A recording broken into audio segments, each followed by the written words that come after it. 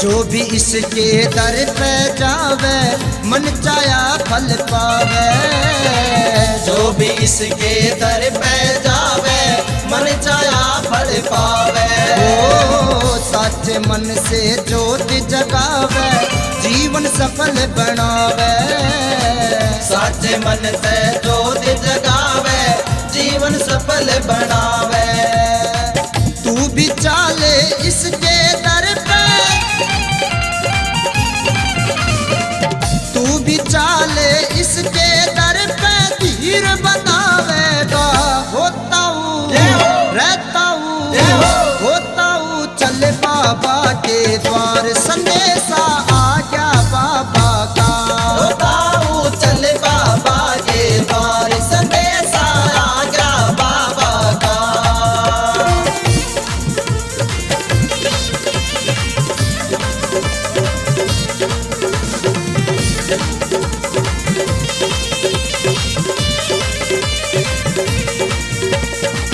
मेहंदीपुर का दाम निराला दुखिया दर पे आवे।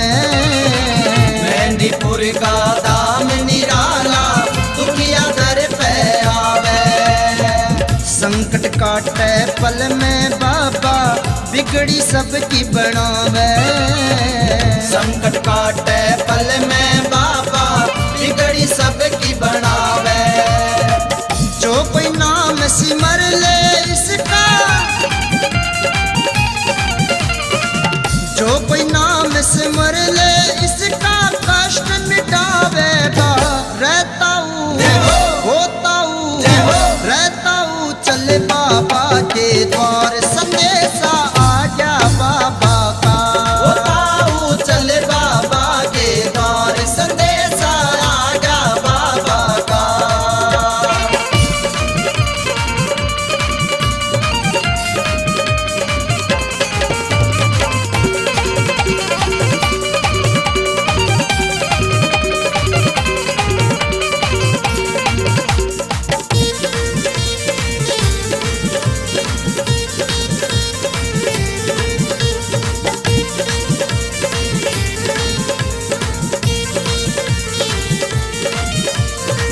प्रेतराज और भैरव जी ने सबका दुखड़ा मिटाया।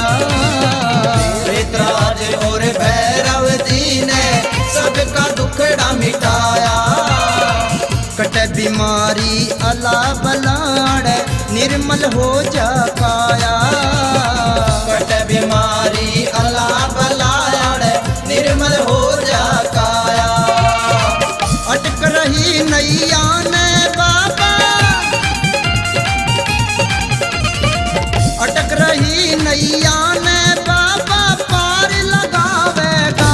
होता हूँ रहता हूँ होता हूँ चले बाबा के द्वार संदेशा आ गया बाला का।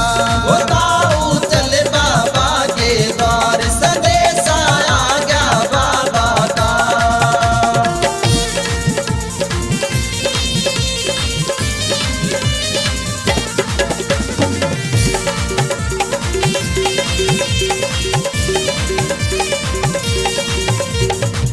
नीरज कोशिक मांडी आड़ा महिमा इसकी गावे।